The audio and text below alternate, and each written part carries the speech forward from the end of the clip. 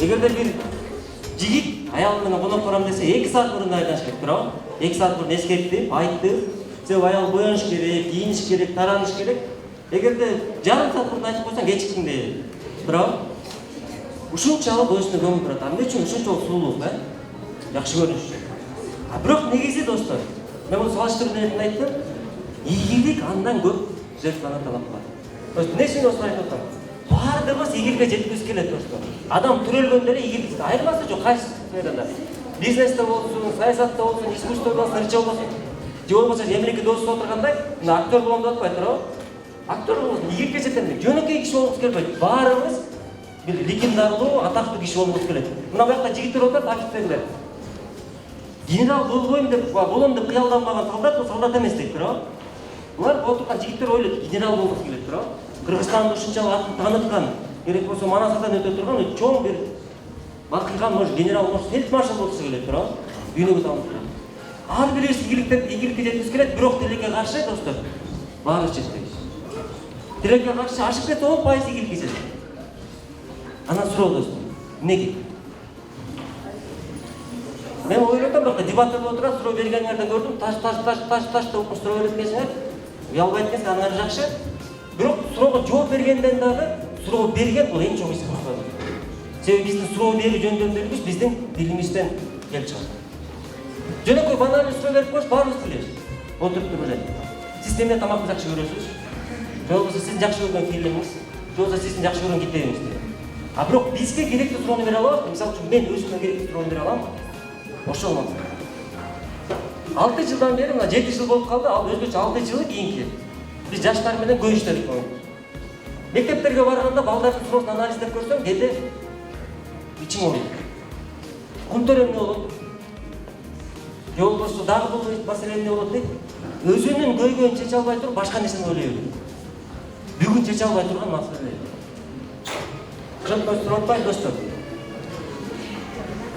Ийгиликсиз болуп калган себеби эмнеде достор? Эмне үчүн бир адам ийгиликтүү, экинчи адам ийгиликсиз? Илгери Колизей салып атканда кулдардан сурат дейт. Эмне бир кул кетип барат дейт. Сен жактан эмне кылып жүрөсүң десе айтат дейт. Мен Колизейди куруп атам. Колизейди. Бул кылымдарга аты сакталат дейт. Бул биздин империянын атын кылымдарга калтырат дейт. Тозак кул. Бирок ал ошончолук өзүн ушу менен көрсөтүп атат дейт. Ал ушундай кылбат жагат. Экинчи кулдан сурат, сен эмне кылып жүрөсүң десе, аргам жок дейт. Аргам жок дейт. Мен башка мен колумду иштешим керек дейт. Үчүнчүсүнөн сурасаң не дейт? Менин да аргам жок дейт. Мен кетип калам бул жерден дейт. Бирок кетип калсам акча таба албайм дейт. Үй-бүлөмдү багышым керек дейт. Үчөө тең ошол жерде иштеп атат. Бирок бирөөнүн карабайсыңарбы, мотивациясын коюп алган. Мен Колизейди куруп атам дейт. Болбосо үчөө бирдей. Ошондуктан айтып атам, кандай мотивация болбосо достор бул жерде. Азыр мен көрүп атпайм, Аскар Малтуш менен сүйлөп атканда да көрдүм, шылырлар көп. Как будто ушакта отуруп алып, биз Кыргызстандын глобалдык проблемасын чечип аткандай. Шылырашып аткандар, сүйлөшүп аткандар. Как будто ушул эртең менен биз барып кыргыз-казак чегарасын ачыштай атабыз. Ушул бир экөө сүйлөшүп атат, отуруп алып, укмуш бир проблема чечип атат. Мен ишенген жокмун, ушул жерде отуруп алып сүйлөшүп аткан арасында бир проблема чечип аткандарда. Бул жерден бүткөндөн кийин деле сүйлөшөсүңөр. Мен университетте окуп атканда бир түрк мугалим келди. Анан таң калды. Мен Кыргызстандан бир нерсеге таң калдым деди. Эртең менен кирип келатсам дейт университетке. Эки кыз туруптур дейт. Анан кирип кеттим дейт. 1,5 саат сабак берип кайра чыктым. Ошол эки кыз дагы туруп. Анан кийин келдим, кофе ичтим дейт, кантинге кирип. Кайра кеттим. Кайра кетип, бир жактан кайра чыгып дагы эле турат дейт ошол. Таң калып койдум дейт, бул экөө эмне кылып атышат дейт. Биринчи түшүнгөн жок дейт. Бир жума күнүгө өтөм дейт, ошол экөөнүн күнүгө көрөм. Күнүгө эрте келет, түштөн кийин сабактар болсо керек, күнүгө сүйлөшүп дейт. Анан таң калсам дейт, кийин ошолор подружкалар. Достор. Айтып аткан сөзү достор, биздин жөнөкөй кетирген убактарыбыз өтө көп. Эгерде биз ушул жерде отура турган болсок, достор, силер бул жерге ойлойт атасыңар, бекер отурган эмессиңер. Силер убактыңар менен төлөп берип атасыңар. Силердин жарым саат болсо да 1 саат убактыңар өтүп атат. Мен 32 мен докторлугунда жактагам экономика. 32 жашка чейинки мен нени көрсөм, достор, биздики силерге жакыныраакпыз, туурабы? Жакыныраакпыз. Айтып бере турган көп нерсе бар. Ошондуктан достор, айтып атпаймынбы, жана суроо бердим, ийгиликтин нерсеси мындай ачыкча эмне деп.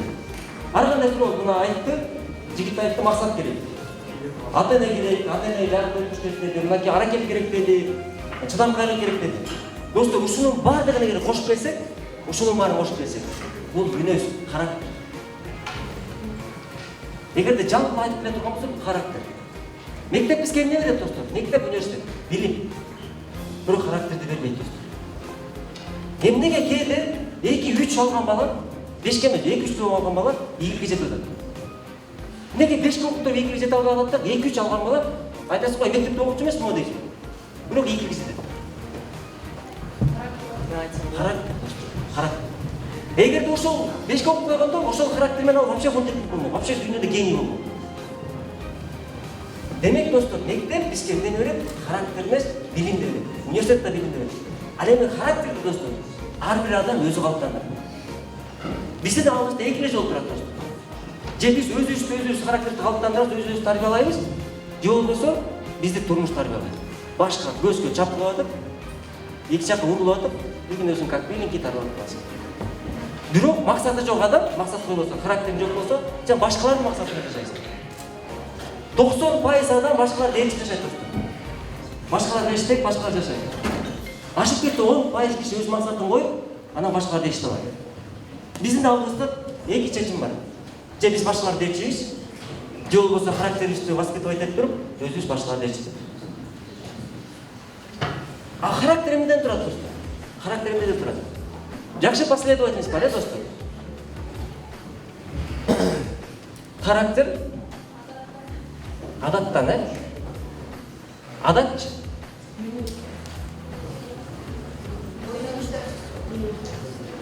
Достор, мындай последовательность бар. Мына характер мүнөз деп коелучу, мүнөз, Мисалы үчүн сиздин атыңыз кандай? Айдар. Айдар мисалы айтып коелу. Мына эшиктен чыксаң кечикпей. Сөз берсе сөзүнө турат. Максат койсо, эмне болсо да жетет. Достор аны билет. Мисалы үчүн. Мен билем Айдар кандай болот, бирок ушинтип ойлойм. Айдар ушундай болот. Айдар ийгиликке жеткенде кийин айтат, балдар айтат. Мен билем Айдар, мурле ушундай болчу. Бул характер. Айдарда ушул характер кантип калыптанат достор? Бул характер эмнеден коюлат достор? Айтып атпайсыз, адат, привычкадан. Привычка. А ушул адат, привычка эмнеден? Бул действиеден, аракеттерден. Аракет эмнеден чыгат достор? Бир нерсе кылуу. Бул чечим, выбор. Биз чечим чыгабыз. А биздин чечимибиз эмнеден негизделген? Биздин билимибизге достор. Мындай жакшы последовательность бар. Ой, сөз, аракет, аракеттер привычкаланат, а привычкалар жүргүнү бар. Биздин мүнөз калыптанат. Мисалы үчүн, мисалы үчүн, неге окуп жүрөм деген бар, Ушу химия, физика сабак керекпи вообще? Ушул анан ушундай немелер бар, ойлойт балдарчы, бул оюна допускать эттик.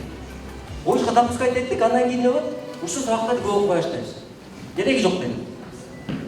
Андан кийин эмне кылабыз? Ал сабактардан бул биздин ойлорубуз сөзүскө чыгат, башкаларга айта баштайбыз.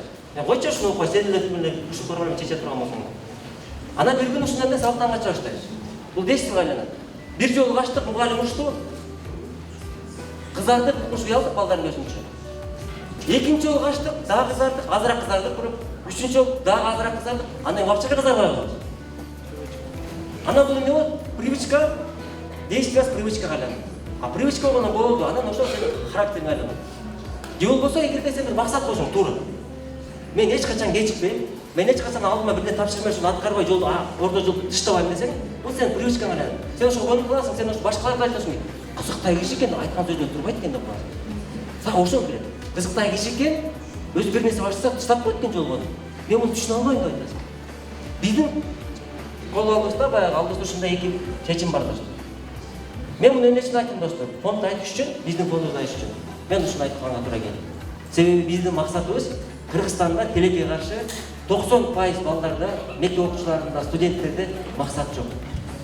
Максат жок. Максаты жок балдар, максаты жок коом, максаты жок өлкө болот атабыз. Бардык максаттан баштап. Максаты жок адам достор, таксиге адресин айтпай отурган иши окшош. Жөн эле айдай бериңизчи деген. Жылай береличи деген. Жылабы такси, жылбайт, Түшүрөт да жакаласа да, туура? Жакаласа жүрүп коет.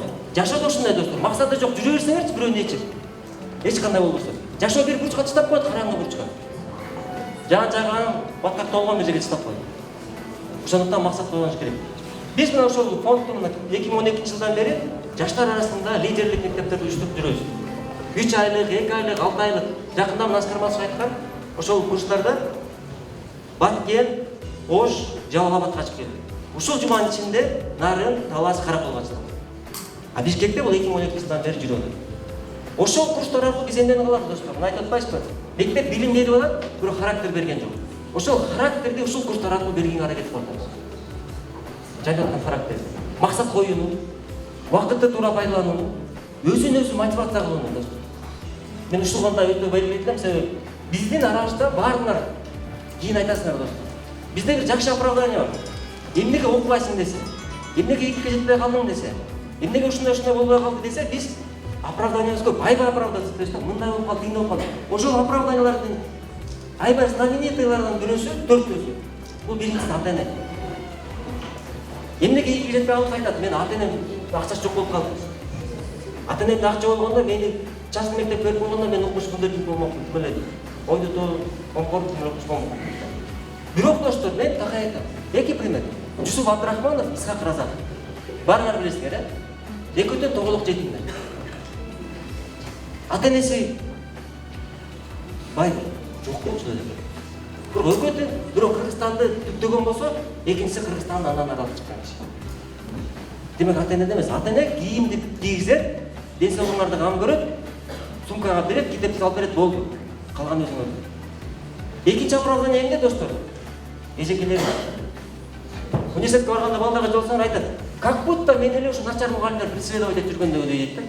Мектеп барсам деле начар мугалим болчу, бияка келсем деле начар мугалимдер дейт да. Бирок ошо биз начар деп жалоба айткан мугалимдерден эле достор, 30 бала окуп атса бир класста, ошонун арасынан 2-3 чыгып атат. Ошол эле биз жамандап аткан мугалим, жамандап аткан мектеп, жамандап аткан китептердин арасынан чыгып атат. Мына азыркы пример Аскар Матбулович. Эгерде айта турган болсок, 21 жылдын ичинде Кыргызстанда төбөсү көрүнгөн бизнесмен айланды, ишкерлер. Эгер жамандап жата бермек да, болбойт Кыргызстанда мындай нерсе. Чыкты. Үчүнчү оправдание эмне достор? Айлап кеткеним эмне десе, досторду окружениени айтабыз. Айдар айтышы мүмкүн, достор начар болуп калды.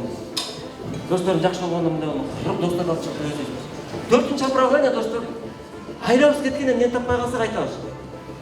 Бул мурун Атамбаевдин өлү болчу, азыр Жээнбеков. Ушундай достор. Эртең менен бизди Жээнбеков туруп ойготуш керек болчу. Турагы Айдарды, кийимиңди кий, бүгүн сен Кыргызстанда ушундай келечегиңсиң, сен тур деп чайын берип, нанын берип, анан чыгыш керек болчу. Ушундай күтөбүз да. Бул оправданиялар достор. Демек, могу жерде отурган балдар, силер эгер өзүңүздү кичинекей десеңер жаңылышасыңар достор. Жашпыз десеңер да жаңылышасыңар. Биз компанияга барганда, вечеринкага барганда өстүп ойлойбуз, биз чоңбуз дейт, эмне бизге ограничение коёлат дейбиз. Чоңойбодук, бул нормальный эле болуп калмак дейбиз. А жоопкерчилик берип бирдеме жаса десе, биз кичинекейбиз го дейбиз. Бул алдоо достор. Силер наоборот айткан. Вечеринкеге чак барганда айткан. Кой, абайлап турайынчы, могу кичине акыл жетелек болуш керек, бир нерсе татачылык болбойбайын. 11 жыл мени таң калтырган ушул нерсе бар достор. 11 жыл мектепте окуп туруп достор. Университетте өз күчү менен өтө албаган киши бул банкрот. Бул банкрот. Анда эмнеге 11 жыл окудук? Өз күчүбүз менен университетте өтө албасак. Анан чалып, аке, анан тайке, куда сөөк, дос, тааныш, дагы бирөөнүн таап, акча берип. Анан кара 5 жыл университетте окуш, 5 жылдан кийин дагы университетти бүтүп жумуш таба албайбыз. Бул дагы банкрот. Бул деген сөз англисче айтсак zero деген сөз, нольсың деген сөз. Бул жакта отурган балдар болсо 8-9 класста барбы? 10-11 класста барбы? Аз калды банкротство. Эртелей келди. Айтып атпайсызбы, Кыргызстанды кантип өнүктүрөбүз достор? Кыргызстанды өнүктүрүш үчүн достор, өзүбүздү өнүктүрүш керек. Калп эле культурду ойлоп туруп элбейчи? Культур эмне болот экенин ойлоп туруп элбей? Биринчи өзүбүздү ойлойлу. Өзүбүздү. Мен эмне кылам? Мисалы үчүн мен Амангелди. Кечеги 1 жыл мурунку Амангелди менен быйылкы Амангелди айырмасы барбы? Же жок? Эгерде болсо достор, анда мен алдыда кетип баратам. Эгерде ошол бойдон болсо, мен банкротствого кетип баратам. Банкротство деген бул акча эмес достор. Жашоодо максаттан ишке ашпай, сен бир неизвестный человек болуп калсаң, неизвестный. Жүрөт иши деген. Ошондуктан достор, мен силерге ушундай нерселер айткым келди. Фонд тууралуу айткам достор. Фонддун иштери ушундай. 3 ай бою биз балдарды ушул убакытты пайдаланганда, максат койгонго, каржы сабаттуулугуна ээ болгонго, бизнес план жазганга, уюштуруучулук жөндөмдүүлүккө ээ болгонго, мына ушундайдык аракет кылып атабыз үйрөткөнгө. Калгандары өзүңөрдө.